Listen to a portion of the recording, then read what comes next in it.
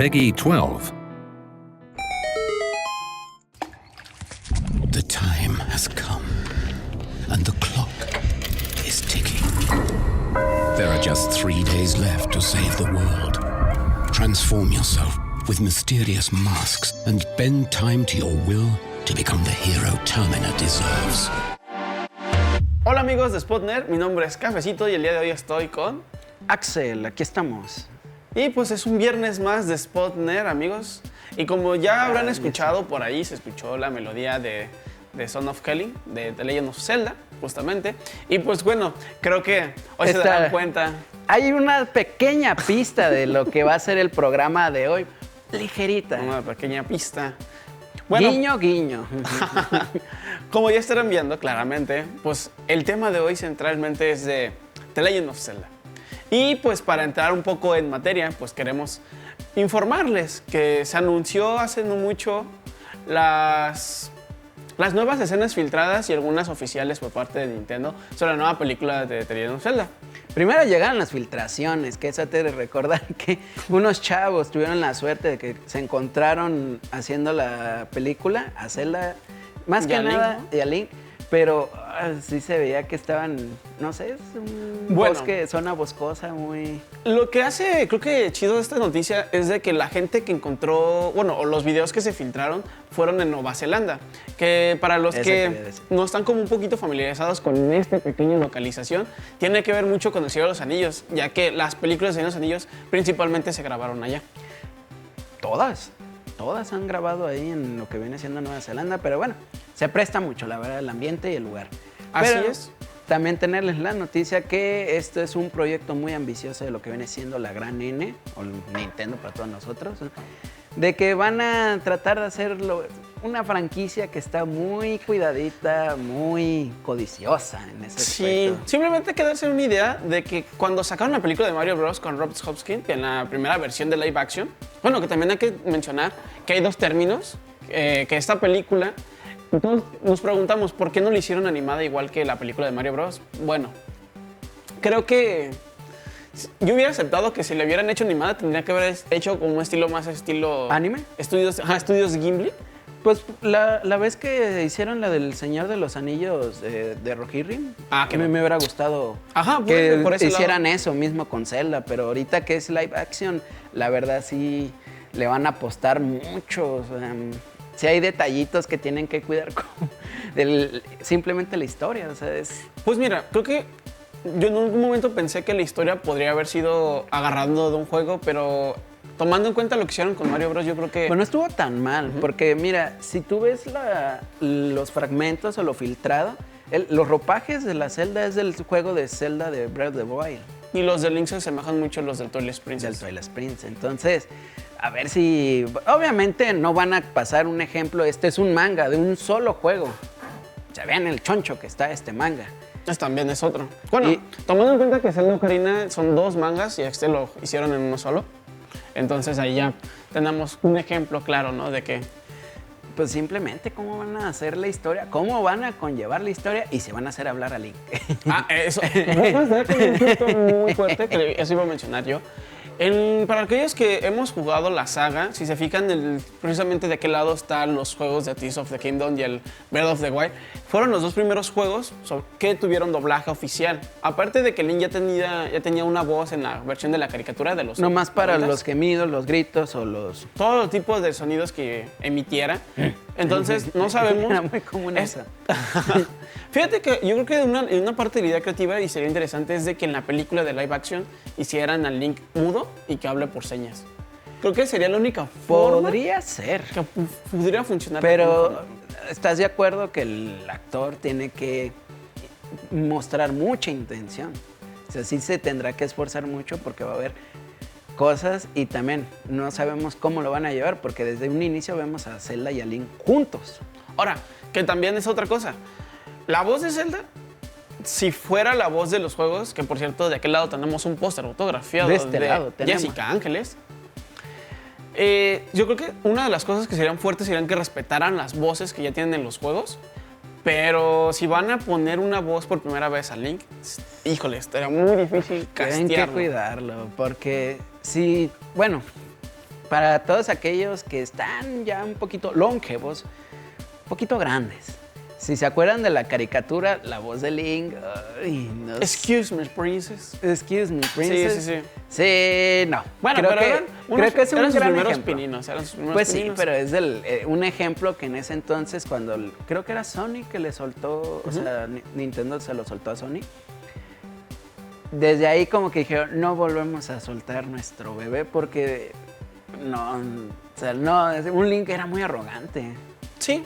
Bueno, hace ratito empleamos otro tipo de palabras. Pero fíjate, hablando ahorita que mencionas de cuestiones de prestar las IPs de Zelda, creo que nada más hay un juego de Zelda donde se ha prestado como tal la IP para que lo produzca otra de las desarrolladoras. Y justamente lo tenemos de aquel lado en el Game Boy Advance, que viene siendo el juego de The Legend of Zelda Oracle's Age y Oracle's Season.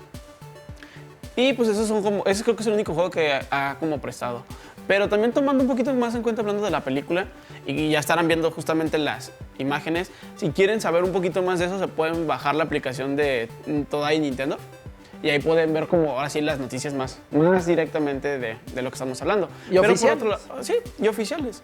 Pero por otro lado, pues como estábamos mencionando, en cuestiones bueno, no sé si llamarlo de marketing o de creatividad, yo espero como fanático, como gran fanático de Zelda, que tengan más efectos prácticos que visuales en cuestiones del CGI. Que mira, tienen varios ejemplos. Tienen El Señor de los Anillos, tienen Narnia, tienen... Narnia yo no sabía qué poner, yo no sabía si poner No, Narnia o sea, en como cuestión ejemplo. de algunas, o sea, como los árboles, bueno, no, Es que, mira, yo creo que pondría, en cuestiones de películas con efectos prácticos, yo pondría El Señor de los Anillos, pondría las películas de Guillermo del Toro.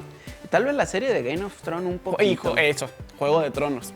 Creo que Juego de Tronos usa ambos, usa efectos prácticos y usa también CGI.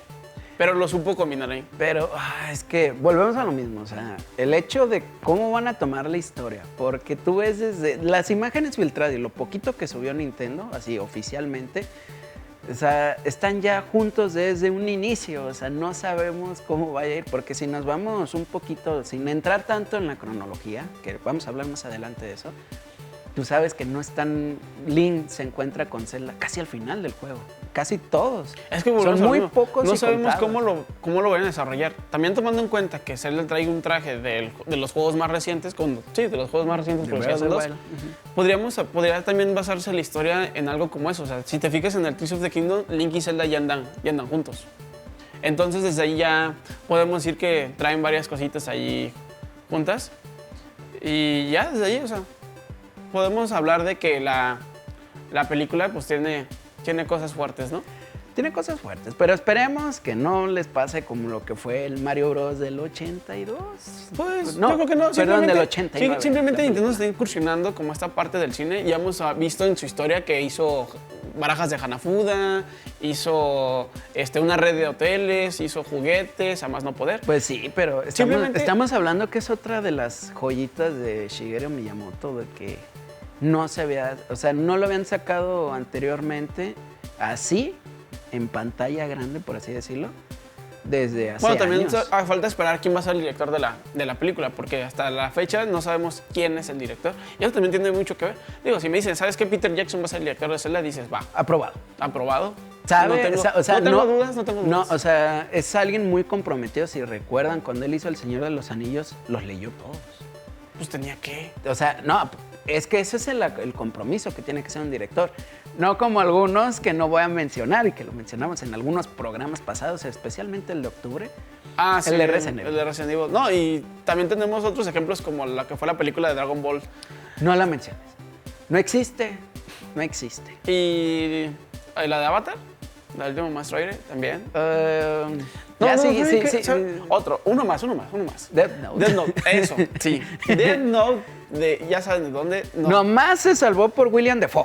Tenían Solo por un eso. trabajo, tenían el mejor actor que pudieron haber utilizado ¿De para usar para hacerla de Ryuk. No. Desperdiciaron una buena carta. Sí. También hablando, también yo les invitaría a que buscaran en redes sociales.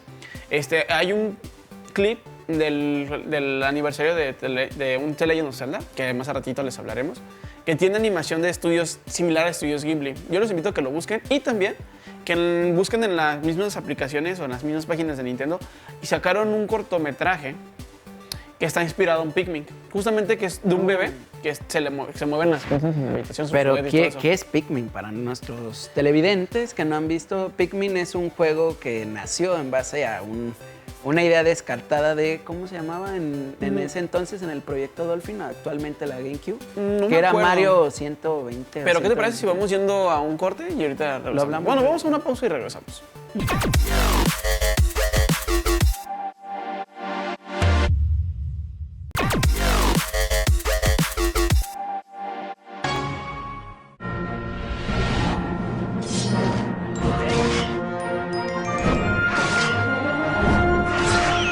Well done, Zelda. But you have a lot to learn before you become a master.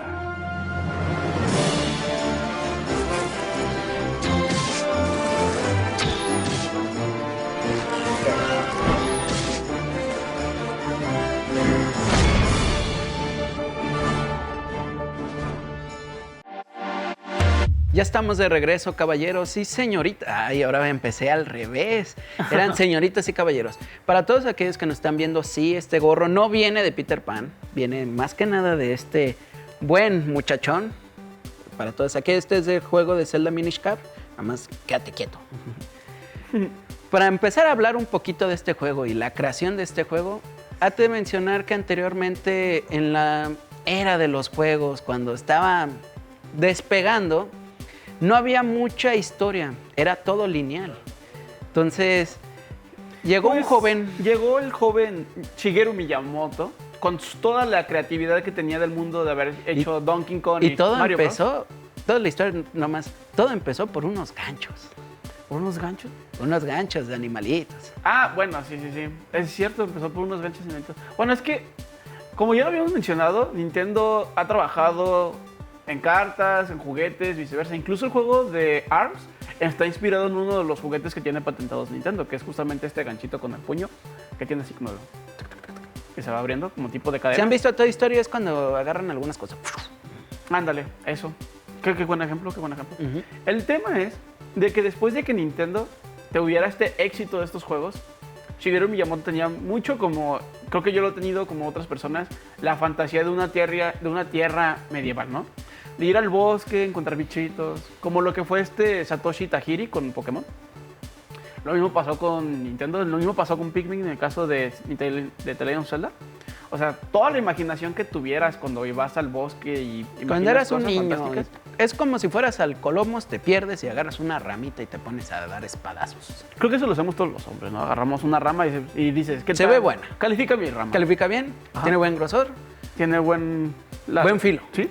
Empiezas a cortar hojas ahí en el pasto. Justamente de esta creatividad nace The Legend of Zelda, pero no solamente en eso, o sea, por lo que hemos platicado en algunas ocasiones, Mario Bros. Fue un antes y un después para la marca, porque cuando los videojuegos ya decían, no, pues esto ya fue pasajero, ya pasó, llegó Donkey Kong y dijo, no, los juegos llegaron para quedarse. Pues simplemente recuerden, un poquito refrescando, lo que fue Donkey Kong salió en base a una fallida colaboración con Popeye. Con Popeye, sí. Con los derechos de Popeye. Entonces no dejaron desperdiciar eso y nació Donkey Kong. En este caso, cuando ya estaba un joven Shigeru Miyamoto, dijo, ok, me están exigiendo más, estoy teniendo éxito, soy el niño del éxito, tengo que sacar más juegos. Vamos a dar algo diferente. Algo diferente. Vamos a explorar mundos abiertos. Y más que nada, utilizar la potencia de ese entonces de la Famicom, porque lo que eran las maquinitas estaban quedando escasas. Ya casi nadie utilizaba una máquina o las maquinitas. Empezaron las consolas de casa, que precisamente fue la Famicom Japón. Y pues ya saben que aquí en Latinoamérica nos llegó después de unos casi 10 años. llegó aquí la Nintendo NES. En cuestiones de historia también de Zelda, de hecho, aquí tenemos el primer cartucho. Una de las cosas que hizo diferente este juego precisamente fue el color del cartucho. En el caso de esto, fue el punto, es de que todos los cartuchos de Nintendo eran de color gris y The Legend of Zelda sacó un cartucho dorado, precisamente con la intención de de que llamara la atención los colores. Y hasta la fecha, creo que los juegos de The Legend of Zelda son dorados en su mayoría, de los que son de cartucho. Hay unas ediciones por ahí, pero pues como estarán viendo, pues este y el segundo son dorados. Y lo que hizo el cambio revolucionario, ¿te acuerdas, Axel, qué fue? Simplemente los mapas. Se habían enfocado en este entonces, Shigeru Miyamoto se había enfocado en que no solo fuera como lo que fue Mario Bros., que en Mario Bros. Lo que tenía era que era lineal y diferentes niveles o estilos, igual que lo que fue Donkey Kong, que un nivel iba subiendo y iba cambiando un Sobre poquito. todo porque había una limitación sobre los apartados técnicos donde las pantallas no se movían. O sea, hasta que llegó Super Mario Bros., sí, pero creo que The Legend of Zelda fue lo que hizo, ¿no? Pues más bien en parte de Mario Bros. Es donde él dijo, ok, pudimos hacer mucho con poco, quiero hacer algo más ambicioso. Que eso fue Zelda en este caso. Él empezó a hacer mapas a mano, empezarles a decir a todos y decir, vamos a utilizar todo esto y lo vamos a ir metiendo sobre imágenes y vamos a calar que sea mundo abierto. O sea, que te puedas mover de arriba, abajo, izquierda, porque antes era nomás No, y aparte moverse. también lo arreglaron agregándole más memoria RAM al cartucho. No solo en la memoria, fue el primer juego que tenía una batería donde podías guardar la información y donde se quedó Link, apagabas la quedabas. consola y ahí te quedabas. Eso fue la revolución que tuvo The Legend of Zelda ahora sí que en todo el mundo en cuestión de videojuegos. Fue el primer juego que dijo, vamos a empezar a tener juegos que puedan grabar el proceso. El proceso, iba a decir El otra proceso, palabra. el avance. El avance, justamente porque también este juego era el primer juego donde podías usar ítems que te ayudaran a avanzar. Diferentes en el juego. ítems y que tuviera una congruencia, porque en ese entonces, pues en Mario Bros. Nomás tenías la flor y ya está, lanzabas unas bolitas de Sí, fuego. en ese momento, Pero aquí era de que querían explotar todo. Y entre esos también era el primer juego que, a diferencia de otros, cuando hay gente que los meten a probar, se llaman los beta tester Ajá. actualmente, decían, no le entiendo el juego, está muy difícil. Y en ese entonces el director de Nintendo le dijo a Shigeru Miyamoto, no, vuelve a hacer algo sencillo. Acabas de mencionar algo muy curioso porque hace ratito, o como estarán viendo aquí, este es un Game & Watch recopilatorio que salió por el aniversario. Trae los primeros 4 juegos de Zelda. El 1 de la Nintendo NES, el 2 de la aventura de Link, que de hecho creo que estará viendo acá en la Nintendo 10. Y también trae el Awakening, si no me equivoco, y un Game Watch de Legend of Zelda. Lo que quería mencionar es de que esta señora le presté el juego y no sé, y me dijo, es que no sé qué voy a hacer, o sea, no sé qué hacer. Y justamente es ese apartado técnico que Que mencionas. hasta la fecha, hasta A la gente cuando cualquiera no le lo pasa, conoce ¿eh? y que es la primera vez que lo juega, es como de... ¿Y ahora qué hago? ¿Qué voy a hacer? No conozco. Y es como de, pues explora. Conoce el mundo. Entonces, volviendo a ese énfasis donde decían, pues, ¿qué tengo que hacer? ¿O qué debo que hacer? Era el hecho de que Shigeru dijo, Vamos a agregarle cosas para que descubran objetos, no easter eggs. solo eso, y los diferentes calabozos, porque también eso era algo que se había enfocado, que fuera diferente cada cierto tipo de calabozo. Sino que cuando le dijeron, no, regresa a la antigua fórmula que siempre nos ha funcionado, él dijo, no, lo voy a hacer más difícil, que a la gente le cueste. Y sigue siendo hasta la fecha uno de los juegos más difíciles que hay. Ahorita que mencionas, hablando de calabozos, me estaba acordando que también para que pudiera caber todo el juego en las pequeñas memorias que habían en aquel entonces, tuvieron que hacer los calabozos, los templos, que se le conocen, mejor dicho, para Santuarios. los también. santuarios. Es que los mapas tienen diferentes formas, incluso creo que uno llega a tener, creo que cerca, La forma de una suástica, pero tuvieron que modificar precisamente. El tema es de que si ustedes se fijan y lo buscan, todos los templos del primer juego de Zelda, o sea, es un rompecabezas, pueden embonarse a sí mismo para poder reducir espacio en la memoria del cartucho. Y como dirían antes, no gastamos en reparaciones. reparaciones. Así es. Pero hablando también de la cronología del juego, sabiendo de cómo nace esta idea, también tenemos que hablarles un poco más de la cronología de este lore. ¿Por qué? Como estarán viendo en esta vasta mesa, hay diferentes juegos y cada juego tiene diferente Historia. ¿Cómo se dice? Espacio en la línea del tiempo. Empezando precisamente con The Legend of Zelda Skyward Sword, que de hecho está justamente de aquel lado de aquí. Este de aquí. Que también lo están viendo acá en la Nintendo Switch. Que bueno, es un poquito complicado en cuestión de la cronología porque uno diría, pues el primero es el primero que salió, pero no. No, de hecho, así hablando de cuestiones de cronología, los primeros 2 juegos de Zelda que salieron en Nintendo NES casi se ubican hasta el mero final de la cronología. Casi pegaditos aquí a este juego que es el Breath of the Wild. Sí, Breath of the Wild y Tears of the Kingdom son exactamente los últimos 2 juegos de la cronología. Y para aquellos que se preguntan del último juego que salió, de hecho ese se ubicaría, sí es como entre Breath of the Wild, pero también te está hablando de sucesos que son muchísimo más atrás. Pues, Que es la era de la encarcelación. La era del Pero destierro. Ese lapso siempre se da en cada juego, o sea, siempre está presente. Pero ¿qué te parece si seguimos hablando de la cronología después de esta pausa?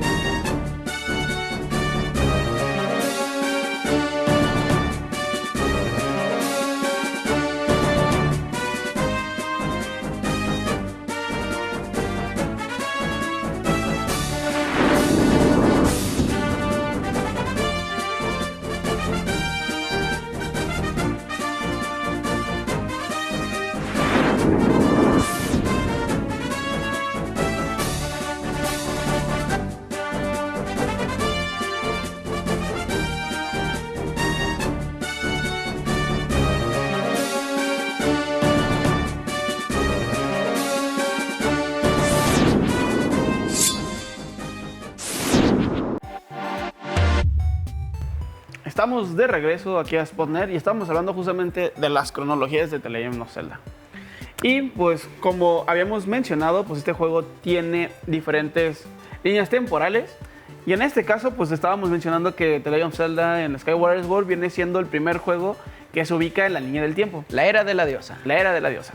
Justamente este juego habla del génesis de todos los juegos. Y justamente te menciona que cuando se crea la Tierra, bueno, en este caso se crea Hyrule, se crea justamente de 3 diosas. Que como estarán viendo acá atrásito, es un triángulo. Está todo lleno de triángulos en esta saga.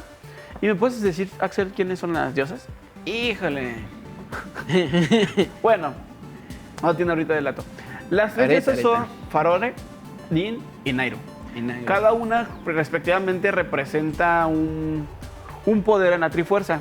Farore, que es el representado como una esmeralda, color verde, representa la vida, representa todos los seres vivos. En este caso es la Trifuerza de la valentía o del coraje. Así es, esta Trifuerza usualmente la tiene Link.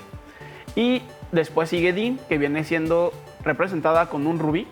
Esta Trifuerza la retiene, o usualmente la busca Ganondorf, que es nuestro antagonista en la saga. Y por último está Nayru, que viene siendo la Trifuerza de la sabiduría. Usualmente está protegida por los Zoras. De hecho, cada Trifuerza está protegida por cada tribu. Como lo mencionamos, la Trifuerza en cuestión de coraje la tiene Link. Esa la protegen los Kokiri en el bosque de Kokiri o los Koloks en algunas otras sagas. Dependiendo de la saga, es que bueno, antes se decía, es un pequeño dato, los Kokiri pasaron a ser los Koloks. Sí, en cuestiones también de lore, en cuestiones de cómo van evolucionando ciertas especies o ciertas tribus. En el caso de los Kokiri, en ciertos juegos, de hecho, eso es algo muy curioso. Hablando de Zelda, sí es cierto, me viene a la memoria. va a cumplir su aniversario desde el 2009 que salió La Leyenda de Zelda. Sí, tienes toda la razón. Hablando de 16 años. 16. 16 años. Bueno, el primero, sí. El primer capítulo salió hace 16 años. La Leyenda de Zelda fue una caricatura de internet que, bueno, de varios la vimos cuando estábamos en la primaria varios nosotros. sketches que vino de, no podemos decir la palabra, pero del buen Darka. De buen Darka, Robert Alartri, si no me equivoco, que justamente es talento mexicano. De Monterrey, me parece, son regiomontanos. No me sé ese dato, la verdad. Pero, pues, vive ya. Él sacó una serie de... Sí, pues sacó una serie de videos en YouTube donde era la parodia justamente de The Legend of Zelda, de Ocarina of Time, que es la leyenda de Zelda. Y pues bueno, si no la viste, los recomiendo, yo les recomiendo que lo vean. Se van a dar unas carcajadas para aquellos que no lo hayan visto y van empezando en esto de la saga. Recuerda, no son para niños. Sí, nosotros lo vimos cuando estábamos en la primaria. Pero nos saltamos, pero es para 15 años en adelante. Sí, es que sí tiene un lenguaje bastante... Un léxico. Un poco fuera de lo común. De lo común. Pero, pues, bueno, retomando un poquito de la cronología, el juego de The Legend of Zelda, pues, esta es lo que representa cada triángulo. Cada uno está protegido por uno de estas tribus, que viene siendo los Zora, los Goron y los Kokiri. Y los Kokiri están protegidos por el gran árbol de Ku. ¿Y esto por qué viene a colación? Bueno, después de que pasamos del juego de The Legend of Zelda Skyward Sword, pasamos a otro tipo de juegos que viene siendo Minish Cap, que precisamente lo tiene Axel de aquí del lado. Aquí, y si no me equivoco, aquí que están viendo. Y como si se preguntan, el sombrerito, el que tengo aquí es Eslo. Supone que es un sombrero mágico. De hecho, abre el manga, creo que sale al principio. ¡Jua! No. Bueno, ese es otro juego. Ese es otro juego. Pero es él. Supone que el sombrero de Axel es un personaje que se llama Eslo, que es una de la raza de los Minish. Sí. Que supone que en la saga los Minish tienen el papel de reparar la espada maestra en algún punto de la creación de Hyrule. Y de ahí saltamos a lo que viene siendo el Forest World. De este lado, de hecho, tenemos un manga. Pues sí. De hecho, hablando de... Estos mangas, para los que no tengan el tiempo de jugarlo y tengan más tiempo de leer. Un resumen, para pocas palabras. Resumen de lo que son algunos de los juegos. De hecho, yo diría que pues, se quita la experiencia de vivir, andar interactuando en el mundo, pero te da bastante información en cuestiones y otros datos que usualmente no leerías en los juegos. Por ejemplo, en The Legend of Zelda de la Ocarina te hablan de la historia de Volvagia con uno de los enemigos, que dicen que es... Mejor no lo cuentes porque es triste y lo hablaremos para otro programa, mejor. Sí, cierto, tienes toda la razón. Pero bueno, hablando de cronologías, vamos saltando de juego en juego. Del Minish Cap pasamos al Forest World. Y del Forest World pasamos a The Legend of Zelda Ocarina of Time. Que de recalcarlo que fue el que empezó realmente el despapalle en cuestión cronológica, porque antes había una cuestión lineal que te mencionaban sucesos de otros héroes, pero a partir de aquí se abren 3 líneas temporales. Pero antes de hablar de esas 3 líneas temporales, hay que tomar en cuenta que esta idea no salió directamente de la Ocarina, sino de The Link of the Past. Y para aquellos que se estarán preguntando por qué tenemos The Legend of Zelda y detrás de mí tenemos Volver al Futuro, pues precisamente es porque... Los viajes en el tiempo. Exactamente. Todo The Legend of Zelda se trata de viajes, casi siempre se tratan de viajes en el tiempo. Y pues a Link lo conocen usualmente como el héroe del tiempo después de The Legend of Zelda Ocarina of Time. Este juego, como ya lo mencionó Axel, se parte en 3 tiempos. ¿Te acuerdas cuáles eran las 3 líneas? Es la línea del... el héroe adulto, el héroe niño y el héroe derrotado. El héroe derrotado. Justamente cuando llegamos al final del juego de The Legend of Zelda y estamos peleando precisamente con Ganondorf, que después se convierte en Ganon, que viene siendo este demonio, que, hablando un poquito más atrás, en The Legend of Zelda Skyward Sword te hablan del Heraldo de la Muerte, que justamente es como la forma primigenia de este demonio, que es el que maldice justamente al final de este juego a Link. Le dice, vamos a pelear por toda la eternidad, por eso Ganondorf renace cada 100 años. También Link. También Link, justamente. Y en estas cronologías, hablando de cómo se divide, tenemos la cronología de The Legend of Zelda Breath of the Wild, que es donde supone que Link de alguna forma converge todas las líneas porque puede ser tanto la versión derrotada como la versión adulta y la versión niño. Por eso en este juego tenemos todas las tribus. Para aquellos que no han jugado la cronología un poquito, cuando jugamos The Legend of Zelda Wind Waker, estamos hablando de la línea del Link derrotado. ¿Del adulto? Es del adulto. Ajá. Donde pasa... Bueno, justamente es una versión directamente de Ocarina of Time. Es más directo por el hecho de que aquí Link no regresó en el tiempo y no le avisó a Zelda y se tuvo que ir después a buscar a Navi. Aquí es de que No, pero esa es la versión del niño. Es que... Ah, sí, cierto, la versión del niño, porque la versión adulto es donde... Ajá, bueno, vamos a mencionar eso. Vamos a mencionarlo. Cuando, en estas 3 líneas, cuando derrotan a Link, es cuando pasa lo del Link to the Past, pasa lo del Phantom Hourglass, si no me equivoco. O sea, La aventura de Link, que es el primero, el de Legend of Zelda, que es este que tenemos aquí. Los Oracle Season y el Oracle 6. Y si hablamos de cuando Link es adulto, o sea, cuando gana y es adulto, es el héroe del crepúsculo, si no me equivoco. Majora's Mask. El Majora's Mask ya es cuando se regresa de niño. Justamente ahí se parten estas dos Otras partes. dos. Axel da con un punto bastante Certero, fuerte. porque si tú vas y hablas un poco, bueno, más bien si estás jugando el Twilight Prince, te darás cuenta que hay Muchos elementos del Majora's Mask. Elfos o Falls o un Skull que viene siendo los Stalfos. Stalfos. Pero, bueno, también hablando de enemigos, hay un lore aquí que cuando te pierdes en el bosque perdido, que justamente así se llama, que es una de las áreas de la Ocarina y del bosque Kokiri. Es el bosque que yo estaba buscando. Hablando de razas, el árbol Deku protege como toda la zona de bosques, todo lo que tiene que ver con fauna. Y pues Lo que también es con flora. Farone. La que es Farone. Así es, todo lo que es Farone. Hay un bosque que supone que si tú te pierdes, tienes 2 opciones. Si eres niño, te conviertes en Skull Kid, y si eres adulto, te conviertes en un Stalfo. Y en el caso de Link, en el Twilight Princess se convierte en Un Stalfo. Stalfo. Pero pues vamos a hablar de estos datos regresando después de esta pausa.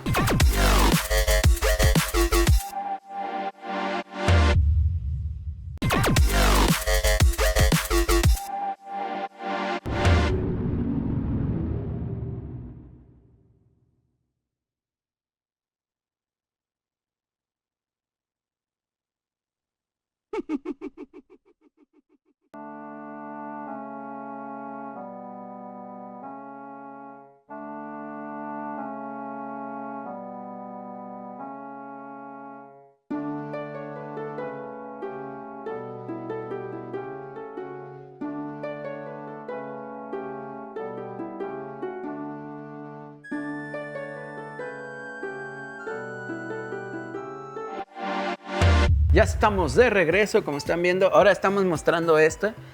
Esta revista ya es de la edición de cuando salió The Legend of Zelda, Majora's Mask 3D. Esa revista es del 2015 o del 2016, una de esas dos. Cáte tener en mente que quien hizo el comercial de esta remasterización fue nada más y nada menos que la hija de Robin Williams. Descanse en paz, donde quiera que esté. Así es. Bueno, de Robin Williams, de Jesús Ocho. Justamente, que bueno. El motivo de este programa especial es porque no podía dejar pasar este año, que fue el 25 aniversario de The Legend of Zelda Majora's Mask. Un 13 de febrero, si no me equivoco, del 2000. 2000. No, del año 2000. Del año 2000, porque Zelda... 15 años después sale ahora sí la versión del 3DS, que es esa.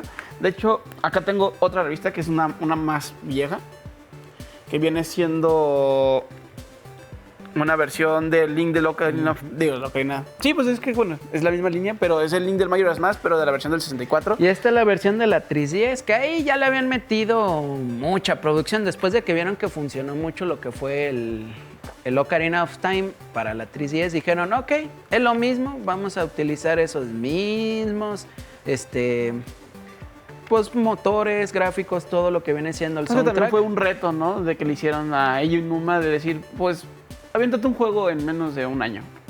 Es que, mira, en ese entonces se ahorraban mucho de que decían, ya no vamos a hacer algo desde cero.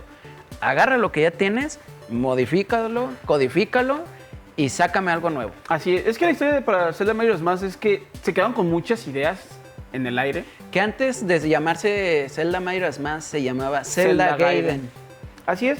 Para aquellos que no tengan, o volvemos a lo mismo, no tengan mucho la oportunidad de jugarlos, y aquí les doy un ejemplo de lo que pueden consumir. Ahora sí, esta es la versión de del manga, de Zelda Majora's Mask de Panini, y esta es la versión de la Norma Editorial. Yo les recomiendo que si pueden conseguir ambas versiones, la consigan porque tienen unas diferencias notables. Para empezar, la versión de Norma Editorial es la versión más apegada a la versión japonesa, desde el cubreportadas hasta los dibujos están más apegados a la versión japonesa. Que ya... Ahora, que cayó ahí. Bueno, ahorita... Órale, se cayó un trasvale. Pero sí, vamos viendo lo que en esos entonces lo que eran Zelda Gaiden era más bien una expansión de Ocarina. Se tenía planeado sacar una expansión y decían, ok, vamos a utilizar en ese entonces que era la Nintendo 64 DDD, era... Es un trasvale del 2016. ¡Ah, qué bárbaro! Ya casi 10 años. ¿Todavía me lo aceptará? No, no creo. Pero volviendo a eso, lo que era la Nintendo 64 DD era una versión de la Nintendo 64 con disco, pero como ustedes saben, nada más salió en Oriente, nunca salió acá. Y dijeron, no, porque se van a retrasar, ya había salido la PlayStation, ya les estaban dando en la torre a la Nintendo 64, y había un proyecto todavía oculto que se llamaba Dolphin. Pero bueno, eso ya es como hablando de la cronología y cómo también salió el Wind Waker. Algo que hace especial este juego, es que y no solamente por la velocidad con lo que lo hicieron, es de que, como se darán cuenta, todo lo que tiene que ver con Zelda Majora's Mask son colores bastante oscuros. Y por ejemplo, en esa portada sale la máscara de los Sheikah y salen varios personajes. Y a la diferencia de acá también sale una máscara que es la máscara de la tribu Goron. Pero como estarán viendo, acá a mi espalda, acá a mi espalda, sale la máscara de Majora's. Y de Gerald con Axel, justamente, detrás de él está un póster donde sale los niños lunares, que son como los enemigos a vencer, y sale justamente la forma original de la Majora's Mask. Aquí están todos, casi todos.